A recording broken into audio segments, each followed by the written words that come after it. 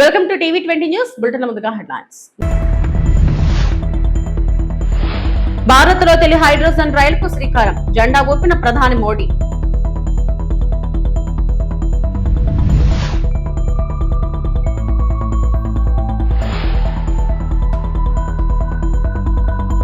పల్నాడులో మెగా రుణమేళా పాల్గొననున్న ముఖ్యమంత్రి చంద్రబాబు నాయుడు మరియు ఆర్థిక శాఖ మంత్రి నిర్మలా సీతారామన్.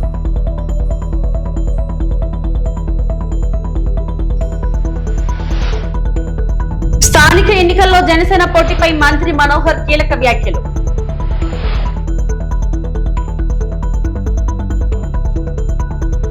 భారత రైల్వే చరిత్రలో నూతన శకం ఆరంభమైంది. రైల్వే రంగంలో పర్యావరణ హిత విధానాలను ప్రవేశపెట్టే దిశగా కీలక ముందడుగు పడింది.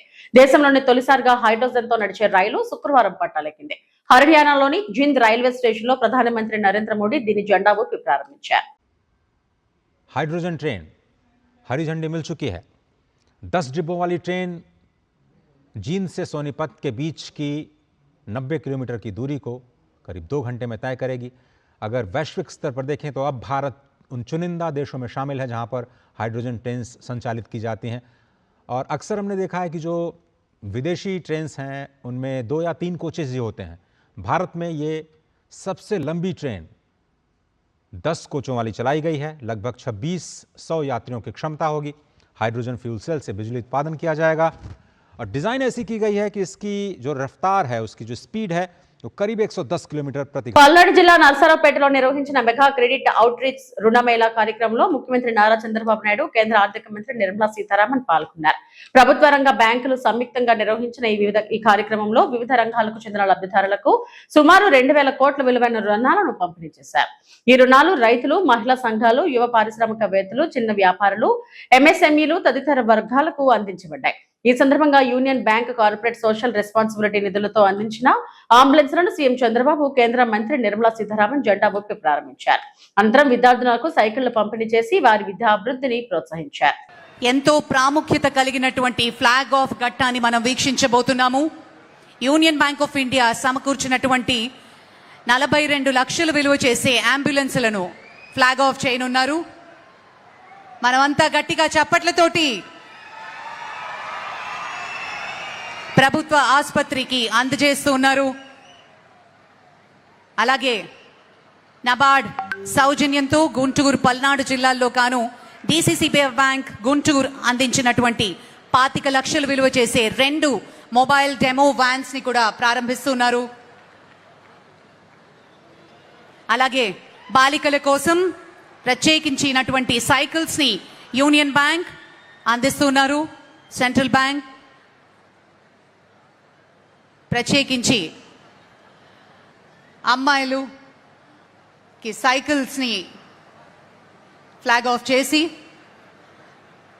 ఈ వేదికపైకి మరికొద్ది క్షణాల్లో రాబోతున్నారు మంత్రివర్యులు. ఆ శాంక్షన్ లెటర్ని అందుకుంటూ ఉన్నారు. అలాగే పిఎంఈజీపీలో భాగంగా చెక్ని యూనియన్ బ్యాంక్ ఆఫ్ ఇండియా అందిస్తున్నారు. For the establishment of boutique 9,50,000 చెక్ని అందుకుంటూ ఉన్నారు. నీలిమ గారు, అలాగే యూనియన్ కృషి ఉన్నతిలో భాగంగా యూనియన్ బ్యాంక్ ఆఫ్ ఇండియా అందిస్తున్నటువంటి ఎస్టాబ్లిష్మెంట్ ఆఫ్ రైస్ మిల్స్ గాను 12,50,00,000 చెక్ని అందిస్తున్నారు. అండ్ బెనిఫిషియరీ అంజిరెడ్డి గారు విచ్చేసి ఆ చెక్ని అందుకోవాల్సిందిగా రిక్వెస్ట్ చేస్తున్నాం. ఆ తర్వాత పిఎం సూర్యఘర్లో భాగంగా యూనియన్ బ్యాంక్ ఆఫ్ ఇండియా 1,75,020 చెక్ని అందిస్తున్నారు for the installation of solar panel for residential purpose. Shri Duduku Ramesh గారు. అలాగే ఆర్ఓఎఫ్ఆర్ పట్టాలో భాగంగా యూనియన్ బ్యాంక్ ఆఫ్ ఇండియా అందిస్తున్నటువంటి cheque 1 lakh for loaning to ROFR patta. Shivakiran గారు, శివకృష్ణ ఆ చెక్ని అందుకుంటూ ఉన్నారు. అలాగే ఎంఎస్ఎంఈలో భాగంగా యూనియన్ బ్యాంక్ ఆఫ్ ఇండియా అందిస్తున్నటువంటి 2,10,00,00,000 విలువ చేసే check financial assistance for granite polishing and cutting unit అందుకుంటారు చిరుగురు సామ్రాజ్యం గారు. ఆ తర్వాత ఎంఎస్ఎంఈ విద్యాస్థలి లోన్లో భాగంగా బ్యాంక్ ఆఫ్ బరోడా వారు అందిస్తున్నారు finance to be provided for establishment and maintenance of college and infrastructure 6,47,00,000 విలువ చేసే చెక్ శ్రావ్య గారు అందుకుంటున్నారు. కంగ్రాచులేషన్స్. ఆంధ్రప్రదేశ్ ఆర్థిక అభివృద్ధి ప్రజల ఆర్థిక సాధికారతకు కేంద్ర రాష్ట్ర ప్రభుత్వాలు సంయుక్తంగా కృషి చేస్తున్నారని రాష్ట్ర ఆర్థిక మంత్రి పయ్యావుల కేశవ్ అన్నారు. పల్నాడు జిల్లా నర్సరావుపేటలోని నిర్వహించిన మెగా రుణమేళా కార్యక్రమంలో ముఖ్యమంత్రి నారా చంద్రబాబు నాయుడు, కేంద్ర ఆర్థిక మంత్రి నిర్మలా సీతారామన్ సమక్షంలో ఆయన ప్రసంగించారు. గత ప్రభుత్వం రాష్ట్రంపై భారీ అప్పుల భారం మోపిందని, ఆ పరిస్థితి నుంచి రాష్ట్రాన్ని బయటపడేయడానికి కేంద్రంలోని ప్రధాని నరేంద్ర మోడీ ప్రభుత్వం, రాష్ట్రంలోని చంద్రబాబు ప్రభుత్వం కలిసి డబుల్ ఇంజన్ సర్కారుగా పనిచేస్తున్నారని తెలిపారు. ఈ రుణమేళ ద్వారా రైతులు, మహిళా సంఘాలు, స్వయం ఉపాధి వర్గాలు, చిన్న వ్యాపారులు, యువ పారిశ్రామికవేత్తలకు బ్యాంక్ రుణాలు అందించి వారి ఆర్థిక అభివృద్ధికి ప్రభుత్వం తోడ్పాటును అందిస్తుందని చెప్పారు. పల్నాడు గడ్డపై నిర్వహించిన కార్యక్రమం సామాన్య ప్రజల ఆర్థిక పురోగతికి ఒక మైలురాయిగా నిలుస్తుందని పేర్కొన్నారు. ప్రధాని నరేంద్ర మోడీ, ముఖ్యమంత్రి చంద్రబాబు నాయుడు నాయకత్వంలో ఆంధ్రప్రదేశ్ అభివృద్ధి, సంక్షేమం, ఉపాధి కల్పనలో కొత్త శకం ప్రారంభమైందని, రాష్ట్ర భవిష్యత్ మరింత సుభిక్షంగా ఉంటుందనే విశ్వాసాన్ని పయ్యావుల కేశవ్ వ్యక్తం చేశారు. తమ రాజకీయాల కోసం ఈ ప్రాంత వైషమ్యాలను పెంచి పోషించినటువంటి రాజకీయ పార్టీలు ఒకవైపు ఉంటే, మరోవైపు వాళ్ళ కూటమిని చూస్తా ఉన్నాం. ఈ రాష్ట్రం అభివృద్ధి చెందాలి, ఈ ప్రాంతం అభివృద్ధి చెందాలి, ప్రతి కుటుంబము అభివృద్ధి చెందాలి అని ఢిల్లీ నుంచి గల్లీ దాకా కూడా కళ్ళి మన ముందుకు కదిలొచ్చి ప్రతి కుటుంబానికి లబ్ధి జరిగేలా 1,00,000 కుటుంబాలకు 3,000 కోట్ల రూపాయల్ని అందించేటువంటి ఈ చారిత్రాత్మక కార్యక్రమం అనేటువంటిది నాడు పల్నాడు సీమలో బ్రహ్మనాయుడు ప్రారంభించినటువంటి చాపకూటి సిద్ధాంతాన్ని గుర్తు చేస్తుంది. సామాన్యుడికి సైతం అధికారాన్ని అందించేలా, ఆర్థిక పరిపుష్టిని చేకూర్చేలా చేపట్టినటువంటి ఈ కార్యక్రమం పల్నాడులోనే కాదు, ఈ ఆంధ్ర రాష్ట్ర చరిత్రలోనే ఓ మైలురాయిగా మారుతుంది అన్నటువంటి విషయాన్ని సందర్భంగా గుర్తు చేస్తా ఉన్నాం. మీ అందరికీ ఒకటే గుర్తు చేస్తా ఉన్నాం, డబుల్ ఇంజన్ సర్కార్ రాష్ట్రంలో వారసత్వంగా మనకొచ్చింది. 9,75,000 కోట్ల అప్పులు, ఉద్యోగుల బకాయిలు చెల్లించకుండా ఆగిపోయినటువంటి బకాయిలు, విద్యార్థుల మధ్యాహ్న భోజనం సైతం బిల్లులు చెల్లించకుండా వదిలేసిపోయి అస్తవ్యస్తంగా ఉన్నటువంటి పరిస్థితుల్లో నరేంద్ర మోడీ గారిని, నారా చంద్రబాబు నాయుడు గారిని, పవన్ కళ్యాణ్ గారిని నమ్మి ఓట్లేసినటువంటి ప్రజలకు మాకొచ్చిన వారసత్వం నుంచి బయటకు ఎలా పోవాలా అని ఆలోచిస్తున్న తరుణంలో కేంద్రంలో ఉన్నటువంటి నరేంద్ర మోడీ గారి ఆశీస్సులతోటి, మరీ ముఖ్యంగా సీతారామన్ గారి ఆలోచనలతోటి ఈ రాష్ట్రం వెంటిలేటర్ నుంచి ఇవాళ నడిచే పరిస్థితికి వచ్చింది. పరుగులు పెట్టేటువంటి పరిస్థితి కూడా తొందరలోనే ఉంది అన్నటువంటి నమ్మకాన్ని ఇవ్వదలుచుకున్నాం. ఈ రాష్ట్ర ఆర్థిక మంత్రిగా నేను ఎప్పుడు చెప్తాను, నాకు ఆదర్శం ఎవరంటే కుటుంబాన్ని గౌరవంగా నడిపేటువంటి తల్లే నాకు ఆదర్శం. కుతలమైపోతున్న ఇరాన్ యుద్ధంతో యూరోప్ లాంటి దేశాలు సైతం కుప్పకూలిపోతున్న, అమెరికా సైతం నష్టపోతున్నటువంటి పరిస్థితులున్న భారతదేశంలో సగటు కుటుంబానికి నష్టం కలగకుండా చూస్తున్నటువంటి మన నిర్మలా సీతారామన్ గారికి ప్రత్యేకంగా ధన్యవాదాలు తెలియజేసుకుంటా ఉన్నాను నేను ఈ రోజున. తెలంగాణ ప్రభుత్వ ఉద్యోగులు, పెన్షనర్లకు మెరుగైన వైద్య సేవలు అందించేందుకు రాష్ట్ర ప్రభుత్వం కొత్త ఎంప్లాయీస్ హెల్త్ స్కీమ్ ప్రారంభించింది. ఈ కార్యక్రమంలో ఉప ముఖ్యమంత్రి, ఆర్థిక శాఖ మంత్రి మల్లు భట్టు విక్రమార్క ముఖ్య అతిథిగా పాల్గొని పథకాన్ని ప్రారంభించారు. ప్రభుత్వ ఉద్యోగులు, పెన్షనర్లు, వారి ఆధారిత కుటుంబ సభ్యులకు నగదు రహిత వైద్య సేవలను మరింత సులభంగా అందించడం ఈ పథకం ప్రధాన లక్ష్యంగా ప్రభుత్వం పేర్కొంది. ఈ సందర్భంగా కొత్త హెల్త్ కార్డులు, డిజిటల్ సేవలు, ఆసుపత్రుల నెట్వర్క్ విస్తరణ, వైద్య సేవల అందుబాటును మరింత మెరుగుపరిచే అంశాలపై ప్రభుత్వం వివరాలు వెల్లడించనుంది. ఉద్యోగ సంఘాల ప్రతినిధులు, ఉన్నతాధికారులు, వైద్య ఆరోగ్య శాఖ అధికారులు ఈ కార్యక్రమంలో పాల్గొననున్నారు. ఈ ప్రభుత్వం ఒక కేబినెట్ సబ్ కమిటీని నియమించి రాష్ట్ర ప్రభుత్వంలో పనిచేస్తున్న ఉద్యోగ వ్యవస్థ, వారి కుటుంబ సభ్యులు మొత్తం కూడా మన కుటుంబ సభ్యులే, వారందరి యోగక్షేమాలు కూడా చూడాల్సిన బాధ్యత మనదే అని ఒక ఆలోచనని ఈ కేబినెట్ నిర్ణయించి ఈ కేబినెట్ సబ్ కమిటీకి ఒక బాధ్యత చెప్పింది. కేబినెట్ సబ్ కమిటీ చైర్మన్గా నేను ఫైనాన్స్ డిప్యూటీ సీఎంగా బాధ్యత తీసుకొని నాతో పాటు సహచర మంత్రివర్గ సహచర సభ్యులు శ్రీ దుద్దెల శ్రీధర్ బాబు గారు, పొన్నం ప్రభాకర్ గారు, కేశవరావు గారు సుదీర్ఘంగా మీ అందరితో చర్చించాం. రాష్ట్ర ప్రభుత్వంలోని ఉద్యోగస్తుల సమస్యలన్నింటినీ కూడా పరిష్కారం చేయటం కోసం సమన్వయంతో కలిసి ఏ రకంగా ఈ నిర్ణయాలు తీసుకోవాలి, ముందుకు పోవాలన్నటువంటి ఆలోచనతో అనేక సమావేశాలు ఏర్పాటు చేశాం. ఆ సమావేశాలలో చాలా విధానపరమైన నిర్ణయాలు కూడా తీసుకున్నాం. అనేక విధానపరమైన నిర్ణయాలలో ఒక ప్రధానమైన నిర్ణయం ఈ న్యూ ఎంప్లాయీస్ హెల్త్ స్కీమ్ అనేది కూడా ఒక ప్రధానమైన నిర్ణయం. ఈ ప్రధానమైన నిర్ణయం తీసుకోవటం కోసం కాంట్రిబ్యూటరీ వ్యవస్థను ఏర్పాటు చేయాలి, దానికి ఒక ట్రస్ట్ ఏర్పాటు చేయాలి. ఆ ట్రస్ట్లో ప్రభుత్వం నుంచి చీఫ్ సెక్రటరీతో పాటు కావలసినటువంటి కొద్దిమంది అధికారులు నియమించాలి. అట్లాగే ఉద్యోగ సంఘాలకు సంబంధించిన నాయకుల ప్రతినిధులు కూడా ఈ ట్రస్ట్లో పెట్టాలి సమానంగా. ఈ యావత్ అంతా ఒక ట్రస్టీగా ఏర్పడి ఈ ట్రస్ట్ సభ్యులు రాష్ట్రంలో ఉన్నటువంటి ఈ 8 లక్షల మంది ఉద్యోగుల్లో పెన్షనర్స్కి 9.8 లక్షల డిపెండెంట్స్కి వాళ్ళ అవసరాలు తీరే విధంగా ఈ హెల్త్ స్కీమ్ ద్వారా వారికి కావాల్సిన చర్యలు చేపట్టాలి. ఇది రాష్ట్ర ప్రభుత్వం తీసుకున్న నిర్ణయం. అందులో భాగంగానే హెల్త్ శాఖకు సంబంధించి గౌరవ మంత్రివర్యులు ప్రత్యేకమైన దృష్టి సారించి దామోదర్ రాజనరసింహ గారు ఈ రాష్ట్ర ప్రభుత్వం తీసుకున్న నిర్ణయాన్ని వెంటనే దీన్ని అమలు చేయటం కోసం ఈ హెల్త్ కార్డ్ని ఈరోజు రాష్ట్ర వ్యాప్తంగా ఈరోజు ప్రారంభోత్సవం చేసుకొని అందించే కార్యక్రమాన్ని కూడా ఈరోజు ఇక్కడ మీ అందరి సమక్షంలో ఏర్పాటు చేసుకున్నాం. స్థానిక సంస్థల ఎన్నికల్లో జనసేన పోటీపై మంత్రి నాదెండ్ల మనోహర్ కీలక వ్యాఖ్యలు చేశారు. శుక్రవారం తెనాలిలో ఆయన మీడియాతో మాట్లాడారు. 2024లో పొత్తు రాష్ట్ర ప్రయోజనాల కోసం పవన్ కళ్యాణ్ తీసుకున్న నిర్ణయమని, అప్పటి పరిస్థితిని బట్టి ఒక్క అడుగు వెనక్కి తగ్గామని చెప్పారు. అప్పుడు వర్తించిన ఫార్ములా స్థానిక సంస్థల ఎన్నికల్లోనూ ఉంటుందని వచ్చిన వార్తలు సరికాదని మనోహర్ స్పష్టం చేశారు.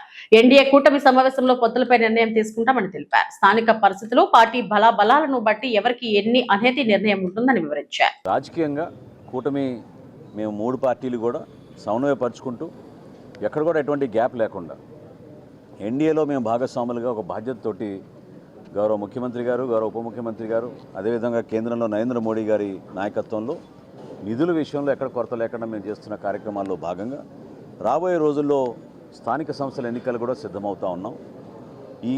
ఈ కోణం నుంచి మనం చూసినప్పుడు ప్రతి ఒక్కరికి ఒక అవకాశం కల్పించే విధంగా ఎక్కడైతే స్థానికంగా నాయకత్వం ఉందో ఆ నాయకత్వాన్ని బలోపేతం చేసే విధంగా ఇక్కడ ఒక మాట మాత్రమే మీకు మీ దృష్టికి తీసుకొస్తున్నాను. ఎందుకంటే ఉదయం నుంచి చాలామంది నన్ను ఫోన్లు చేసి అడిగారు, ఒక పత్రికా వార్తలు వచ్చినాయని. వివిధ మాధ్యమాల్లో కానివ్వండి, పత్రికల్లో వచ్చిన విషయం కానివ్వండి, పవన్ కళ్యాణ్ గారు రాష్ట్ర ప్రజలను దృష్టిలో పెట్టుకొని సార్వత్రిక ఎన్నికలప్పుడు అవసరమైతే మనం తగ్గుదాం, ఏ ప్రాంతంలో మన అభ్యర్థులు ఉన్నారో పార్లమెంట్లో కానివ్వండి, శాసనసభలో కానివ్వండి, వాళ్ళందరికీ కూడా పోటీ చేసే అవకాశం ప్రతి ఒక్కరికి ఈ సందర్భంలో కల్పించలేకపోతామేమో. కానీ రాబోయే రోజుల్లో పార్టీని బలోపేతం చేసుకుంటూ ముందుకెళ్దాం. 2024లో జరిగిన ఎన్నికలు మాత్రం ఓటు చీలనివ్వం అనే మాట ఆయన ఇచ్చినందుకు దాన్ని గౌరవించుకుంటూ ఎక్కడ కూడా పొరపాటు లేకుండా ఆయన నిలబడ్డారు. సో కూటమిలో మేము 4 అడుగులు వెనకేసినా కూడా అది కూటమిలు బలపరచడానికి ఎన్డీఏ భాగస్వాములుగా మేము ఒక బాధ్యతతోటి ముందుకెళ్ళాం తప్ప అది ఈ రోజున కూడా స్థానిక సంస్థల్లో అదే రీతిలో ముందుకెళ్తున్నాను అనుకోవడం అది పొరపాటు. కాబట్టి జనసేన పార్టీలో ఉన్న మా నాయకులు, కార్యకర్తలు వివిధ ప్రాంతాల్లో మేము పర్యటించినప్పుడు వాళ్ళందరికీ కూడా రాబోయే రోజుల్లో కూడా మీకు పోటీ చేసే అవకాశం కల్పించడానికి కోసం తప్పకుండా మీ నాయకత్వం బలోపేతం అయ్యేటట్టు మీరు క్షేత్రస్థాయిలో పర్యటించండి, నిలబడండి. పవన్ కళ్యాణ్ గారు కోరేది కూడా ఒకటే, యువత ముందుకు రావాలి, మహిళలు ముందుకు రావాలి, రాజకీయంగా అందరికీ మనం చక్కటి అవకాశం కల్పించాలి. అటువంటి అద్భుతమైన ఒక వేదిక కష్టపడి జనసేన పార్టీ నిర్మాణం చేసినప్పటి నుంచి కూడా ప్రజల పక్షాన్ని నిలబడి పోరాటం చేస్తూనే ఉన్నారు. కాబట్టి అప్పుడు వర్తించిన ఫార్ములా ఈరోజు కూడా వర్తిస్తుందనే వార్త ఈరోజు వచ్చింది. అది కరెక్ట్ కాదు. మననే మాకు ఎన్డీఏ సమన్వయం చేసుకుంటూ మీటింగ్ చేసుకున్నాం. సో రాబోయే రోజుల్లో మన బలబలాలని బట్టి, మన నాయకత్వాన్ని బట్టి, ఏ మున్సిపాలిటీలో, ఏ జిల్లాలో ఎక్కడ మనకి నాయకత్వం బాగా ఉందో వివిధ పార్టీలని సమన్వయపరుచుకుంటూ Telugu Desam party, Janasena party, Bharatiya Janata party 3 కూడా ఒక బాధ్యతతోటి క్షేత్రస్థాయిలో నిలబడిన నాయకత్వాన్ని గౌరవించుకుంటూ వాళ్ళకి అవకాశాలు కల్పించుకుంటూ తీసుకెళ్లాల్సిన అవసరం ఖచ్చితంగా ఉంటుంది. తిరుపతిలోని స్విమ్స్ లో 303 ఉద్యోగాల భర్తీ ప్రక్రియపై టీటీడీ మాజీ చైర్మన్ భూమన కరుణాకర్ రెడ్డి తీవ్ర ఆరోపణలు చేశారు. ఈ నియామకాలను మరో డీఎస్పీ స్కామ్ గా అభివర్ణిస్తూ మొత్తం ప్రక్రియలో నిబంధనలను తుంగలోకి తొక్కారని ఆరోపించారు. నియామకాలపై సమగ్ర విచారణ జరిపించాలని భూమన డిమాండ్ చేశారు. టీటీడీ ఆధ్వర్యంలోని స్విమ్స్ వంటి ప్రతిష్టాత్మక సంస్థలో నియామక ప్రక్రియ పూర్తి పారదర్శకత కోల్పోయిందని మండిపడ్డారు. భూమన కరుణాకర్ రెడ్డి మీడియాతో మాట్లాడారు. ఇప్పుడు కొత్తగా స్విమ్స్ లో 303 నియామకాలకు సంబంధించి నోటిఫికేషన్ను ఇచ్చినారు. ఇది మరో డిఎస్సి తరహా స్కామ్ గా అందరి నోట వినపడుతోంది. నిబంధనల ఉల్లంఘన జరిగిందని, విద్యార్హతలు, అనుభవం, వేతనాలలో ఇష్టారాజ్యంగా మార్పులు జరిగాయని, బోర్డు అనుమతి, నిపుణుల కమిటీ నివేదికలు, ప్రభుత్వ ఆమోదం ఇవేవీ లేకుండానే ఇలాంటి మార్పులు చేశారు అని ఆరోపణలు వెల్లువెత్తుతున్నాయి. దాదాపు 236 నర్సింగ్ పోస్టులకి 24 బ్యాక్లాగ్ పోస్టులకి 212 రెగ్యులర్ పోస్టులు, అలాగే పారామెడికల్ పోస్టులు 19, నాన్ పారా మెడికల్ పోస్టులు 48 ఉద్యోగాలకు నోటిఫికేషన్ విడుదల చేసింది స్విమ్స్. దీనికి సంబంధించి సహజంగా ఉండేటువంటి నియామకాలలో జరిగే పారదర్శకతకు పూర్తిగా తూట్లు పొడిచారు. తిరుపతిలో నిర్వహించిన మీడియా సమావేశంలో Chandragiri YCP incharge Chevireddy Mohith Reddy, TDP నాయకులు పోలీసు అధికారులపై తీవ్ర ఆరోపణలు చేశారు. తమ పార్టీ నాయకులపై తప్పుడు కేసులు నమోదు చేసి వేధిస్తున్నారని, అధికార పార్టీకి అనుకూలంగా కొందరు అధికారులు వ్యవహరిస్తున్నారని విమర్శించారు. చంద్రగిరిలో అంబేద్కర్ రాజ్యాంగం కాకుండా నారా లోకేష్ రెడ్ బుక్ రాజ్యాంగం నడుస్తుందని చెవిరెడ్డి మోహన్ రెడ్డి ఆరోపించారు. పులవర్తి నాని రిటైర్డ్ జడ్జ్ వృద్ధ దంపతులను దుర్భాషలాడినా కేసు నమోదు చేయలేదని, ఫిర్యాదు చేసేందుకు వెళ్లినా తమను పోలీసులు అడ్డుకున్నారని అన్నారు. వైసీపీ నాయకులు కార్యకర్తలపై తప్పుడు ఎఫ్ఐఆర్లు, బైండ్ ఓవర్ కేసులు నమోదు చేసి భయపడుతున్నారని విమర్శించారు. ప్రతి మండలంలో న్యాయవాదులతో ప్రత్యేక న్యాయ విభాగాన్ని ఏర్పాటు చేస్తామని, అధికారులు చట్టానికి విరుద్ధంగా వ్యవహరిస్తే కోర్టులో సమాధానం చెప్పాల్సి వస్తుందని హెచ్చరించారు. భూ ఆక్రమణలు, అక్రమ ఇసుక తవ్వకాలపై కూడా ఆరోపణలు చేస్తూ ప్రజలకు అన్యాయం జరిగితే వైసీపీ అండగా ఉంటుంది చెవిరెడ్డి మోహిత్ రెడ్డి స్పష్టం చేశారు. అంబేద్కర్ గారి రాజ్యాంగం నడుస్తా ఉందా, లేదంటే నారా లోకేష్ గారి రెడ్ బుక్ రాజ్యాంగం నడుస్తూ ఉందో ప్రజలు ఎవరికి అర్థం కావడం లేదు. ఎందుకంటే ఒక కంప్లైంట్, ఎవరైనా ఫిర్యాదుదారుడు పలానా తప్పు జరిగింది, పలానా వ్యక్తి విధంగా చేశాడు, మేము కంప్లైంట్ ఇస్తామని చెప్పి కంప్లైంట్ ఇవ్వడానికి పోతే తిరిగి వాళ్ళ మీద కేసులు పెట్టే పొజిషన్ ఈరోజు చిత్తూరు జిల్లా, తిరుపతి జిల్లాలో ఈరోజు జరుగుతూ ఉంది. దానికి ఉదాహరణ పులివర్తి నాని గారు ఎంత దుర్భాషలు, ఎంత నీచంగా ఒక రిటైర్డ్ జడ్జు, 28 ఏళ్ళు ఆయన జడ్జు సర్వీసులు చేసి రిటైర్డ్ అయిన జడ్జు, అదేవిధంగా వృద్ధ దంపతులు 85-86 ఏళ్ల వయసున్న వృద్ధ దంపతులు, అదేవిధంగా మాజీ శాసనసభ్యులు, చంద్రగిరిలో 2 సార్లు గెలిచిన మాజీ శాసనసభ్యులు మా కుటుంబాన్ని నానా మాటలు తిడితే ఇది తప్పు, ఈ విధంగా తిట్టకూడదు, ఇలాంటి ఎమ్మెల్యేకి బుద్ధి చెప్పాలి, మీరు ఎఫ్ఐఆర్ చేయమని చెప్పి ఎస్పీ గారి ఆఫీస్కి సోమవారం ఫిర్యాదు చేయడానికి, గ్రీవియన్స్ డే అప్పుడు ఫిర్యాదు చేయడానికి పోతే మమ్మల్ని అక్కడ అడ్డుకొని 4-5 గంటలు ఫిర్యాదు చేసి రోడ్డు మీద మీరు అడిచేసి పోండి మేము చూసుకుంటామని చెప్పి మమ్మల్ని అవమానించి అక్కడి నుంచి అడిషనల్ ఎస్పీ రఘుమానవరాచారి గారు మమ్మల్ని అక్కడి నుంచి పంపిస్తే ఆ పేపర్లు చించి అక్కడే పడేసి మేము రావడం జరిగింది. వచ్చినప్పుడు వాళ్ళు ఈరోజు తిరిగి మా మీదే ఎవరైతే మేము ఫిర్యాదు చేస్తామో మా నాయకులు 50 మంది మీద ఈరోజు ఎఫ్ఐఆర్ చేసి వాళ్ళందరికీ నోటీసులు ఇచ్చారు.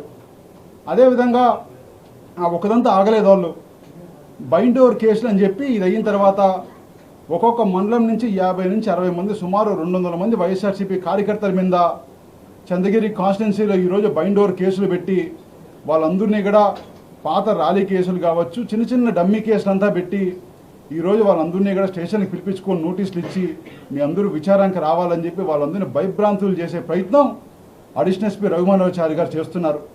నిజంగానే చాలా బాధాకరం.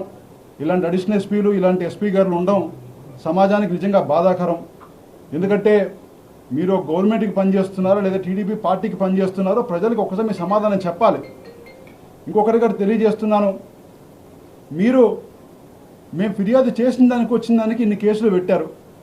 మేము అడిగాం మిమ్మల్ని, మా కేసు ఏమైంది స్వామి, మేము ఇచ్చాం కదా ఆ రోజు కేసు, మా కేసు ఏమైందని అడిగితే అవన్నీ బూతులు కాదంట. పులివర్తి నాని గారు మాట్లాడిన ఏ ఒక్క మాట బూతు కాదంట. అదేదో పురాణాలో లేదో ఏమో నాకు తెలియదు, కానీ అడిషనల్ ఎస్పీ గారు అవన్నీ ఏవో మంచి మాటలు ఏదో. ఆంధ్రప్రదేశ్ లో పోలీస్ వ్యవస్థ పనితీరుపై మాజీ మంత్రి ఎస్పీఎస్ఆర్ నెల్లూరు జిల్లా వైఎస్ఆర్సీపీ అధ్యక్షుడు కాకాని గోవర్ధన్ రెడ్డి విమర్శలు చేశారు. వ్యవసాయ శాఖ అధికారి శ్రీహరి మృతి ఘటనను ప్రస్తావించిన ఆయన అనుమానాస్పద మృతి జరిగినప్పటికీ తొలుత పోస్ట్ మార్టం నిర్వహించలేదని కుటుంబ సభ్యులు కోరినా స్థానిక సీఐ కేసు నమోదు చేయలేదని ఆరోపించారు. బాధిత కుటుంబం జిల్లా ఎస్పీకి గ్రీవెన్స్ లో ఫిర్యాదు చేసినా తరువాతే కేసు నమోదు చేశారని ఆయన పేర్కొన్నారు. కొంతమంది పోలీసు అధికారులు పోస్టింగ్ల కోసం ఉన్నతాధికారులకు భారీ మొత్తంలో లంచాలు ఇచ్చామని బహిరంగంగానే చెబుతున్న పరిస్థితి ఉందని కాకాని గోవర్ధన్ రెడ్డి ఆరోపించారు. ఈ అంశాలపై ప్రభుత్వం స్పందించి పోలీసు వ్యవస్థలో పారదర్శకత, జవాబుదారీతనం పెంచాలని ఆయన డిమాండ్ చేశారు. శ్రీహరి అనేటువంటి వ్యక్తి చనిపోయాడు. చనిపోయిన తర్వాత శవాన్ని తీసుకొచ్చారు. ఆ శవం తాలూకు ఫోటోలన్నీ మీకు చూపిస్తాను. ఆ తర్వాత మీకే అనిపిస్తుంది అసలు ఏమి జరిగింది అనేటువంటి దాని మీద ఒక స్పష్టత మీకే వస్తుంది. ఒకసారి చూపించమ్మా, శ్రీహరి ఫోటోస్ చూపించు. ఇది శ్రీహరికి సంబంధించినటువంటి ఫోటో. Next photo. దెబ్బలు. Next photo. గాయాలు. Next photo. గొంతు దగ్గర గాయాలు పట్టుకున్నటువంటి ఆ గొంతుకు సంబంధించి నెక్స్ట్ ఫోటో. గొంతు దగ్గర ఉన్నటువంటి ఆ గొంతు కింద ఉన్నటువంటి గాయం. Next photo. ఇవి ఏలు పెట్టి చూపిస్తున్నాడు. అక్కడ మీరు చూస్తే అక్కడ ఆ ఏలు దగ్గర యువతల, అది యువతల కింద అది కోసినట్టుగా మెడకి. అంటే ఎన్ని రకాల గాయాలు ఉన్నాయో చూడండి. తర్వాత వీడియో ఉంది. ఆ పక్కన ఉండేటువంటి వ్యక్తి గోర్లు గిచ్చుకున్నాయి అంటున్నాడు. లాస్ట్ పెట్టి చెప్తా, లాస్ట్లో అతను పక్కన ఉండే అతను చెప్తున్నాడు చూడండి.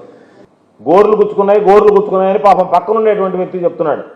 ఆ సిఐ వెళ్ళి నేరుగా శవాన్ని పరిశీలించి శవ పరీక్ష చేసిన తర్వాత అమ్మా మీరు ఏమీ ఇబ్బంది లేదనుకుంటే నేను ఇచ్చేస్తాను. ఎవడన్నా ఒకడు పాపం చనిపోతే అయ్యా వాళ్ళకి పోస్ట్ మార్టం వద్దంటున్నారు యాక్సిడెంట్లో అని చెప్తే అబ్బబ్బబ్బ మా ఉద్యోగాలు పోతాయని చెప్పి వాళ్ళని తీసుకెళ్లి పోస్ట్ మార్టం చేసి ఇచ్చేటువంటి పోలీసు వ్యవస్థ ఒక మనిషి చనిపోతే 40 లక్షల రూపాయలు డీలు మాట్లాడుకుని 50 లక్షలు అడిగి 40 లక్షల రూపాయలు డీలు మాట్లాడుకుని చంపినటువంటి ముద్దాయికేమో 25 లక్షలు అని చెప్తున్నారు.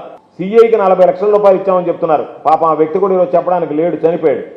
40 లక్షల రూపాయలు తీసుకున్నాడని చెప్పి ఆ సిఐ అతను ఒక సర్కిల్ ఇన్స్పెక్టర్.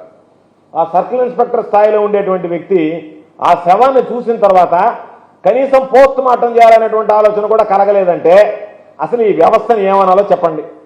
దీనికి చంద్రబాబు నాయుడు సమాధానం చెప్తాడా, హోంమంత్రి సమాధానం చెప్పద్దా, ఐజీ గారు సమాధానం చెప్తారా, డీజీ గారు సమాధానం చెప్తారా, జిల్లా ఎస్పీ గారు సమాధానం చెప్తారా?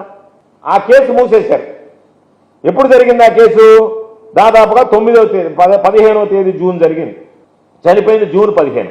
ఆ తర్వాత ఆమెకు అనుమానం వచ్చి వాళ్ళ అన్న చంపేశాడని చెప్పి ఒక కంప్లైంట్ ఇస్తే ఆ బుచ్చి సిఐ నేను తీసుకొని పొమ్మన్నాడు. బెంగాల్ నుండి తమిళనాడు వరకు పూర్ల దండాలతో భక్తుడి యాత్ర. దేశం సుభిక్షంగా ఉండాలని, గో సంరక్షణ జరగాలని వెస్ట్ బెంగాల్ కు చెందిన తరుణ్ వెహ్రా పూర్ల దండాలతో తమిళనాడు ఈషా ఫౌండేషన్ వరకు యాత్ర చేస్తున్నారు.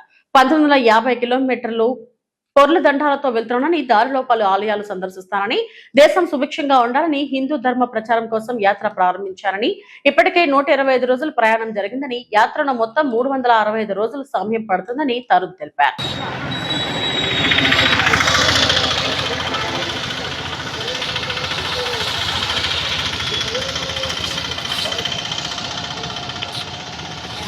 వెస్ట్ బెంగాల్ నుంచి బయలుదేరి పొర్లు దండాలు పెట్టుకుంటూ ఈరోజు అనగా 125వ రోజు ఎర్నగూడెం గ్రామంలోకి విచ్చేశారు. ఈయన ఈ సందర్భంగా సాయిబాబా టెంపుల్ సంస్థానం వాళ్ళు, దేశ గ్రామ ప్రజలు ఈయన సాధారణంగా ఆహ్వానించారు. ఈయన ఉద్దేశం ఏంటంటే దేశ ప్రజలు సుస్థిరంగా ఉండాలని, దేశం ఆర్థికంగా బాగుండాలని, మనకి అన్ని రకాలుగాను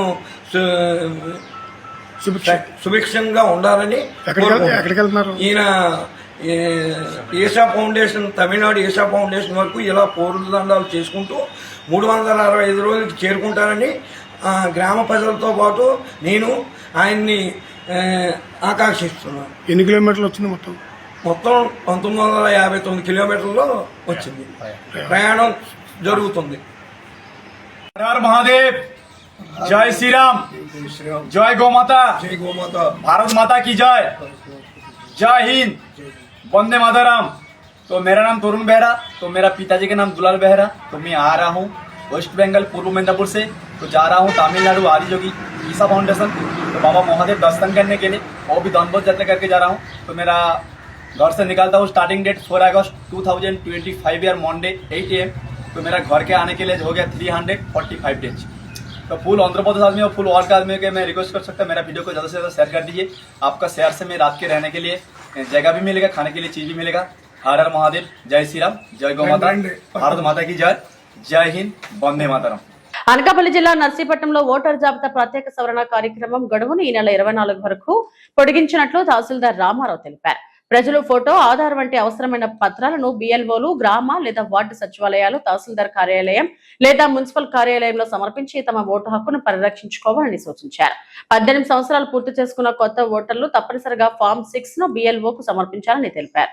ప్రస్తుతం ఫామ్ 6 దరఖాస్తులు బిఎల్ఓలు స్వీకరిస్తున్నారని, ఆన్లైన్ నమోదు సేవ అందుబాటులోకి వచ్చిన వెంటనే తదుపరి ప్రక్రియ పూర్తి చేస్తామని తహసీల్దార్ వెల్లడించారు. గౌరవ ఎన్నికల కమిషన్ గారు స్పెషల్ ఇంటెన్సివ్ రివ్యూలో భాగంగా మనం డోర్ టు డోర్ వెరిఫికేషన్ ఏదైతే చేస్తున్నామో ఆ తారీఖు తేదీని ఈ నెల 24వ తేదీ వరకు పొడిగించడం జరిగింది. కాబట్టి ప్రజలందరూ కూడా ఈ అవకాశాన్ని ఉపయోగించుకొని ఇంకా ఎవరైనా ఈ ప్రూఫ్స్ అనేవి ఫోటో కానీ, ఆధార్ కార్డు కానీ ఇట్లా ప్రూఫ్స్ సబ్మిట్ చేయాల్సి ఉంటే నేరుగా బిఎల్ఓకి కానీ, సచివాలయ కేంద్రాల్లో కానీ, తహసీల్దార్ వారి కార్యాలయం కానీ, మున్సిపల్ ఆఫీస్కి కానీ సబ్మిట్ చేసి మీ యొక్క ఓటును కాపాడుకోవాల్సిందిగా తెలియజేయడం అయిందండి. ఈ పొడిగించినటువంటి అవకాశాన్ని ఉపయోగించుకొని ఇంకా ఎవరైనా ఈ నర్సీపట్నం పట్టణంలో కానీ, రూరల్లో కానీ ఉంటే ఎన్యూమరేషన్ ఫామ్స్ని సబ్మిట్ చేయాల్సిందిగా కోరడం అయిందండి. Thank you. ఓట్లు అనేది ప్రస్తుతం ఫామ్ 6 కలెక్ట్ చేస్తామండి.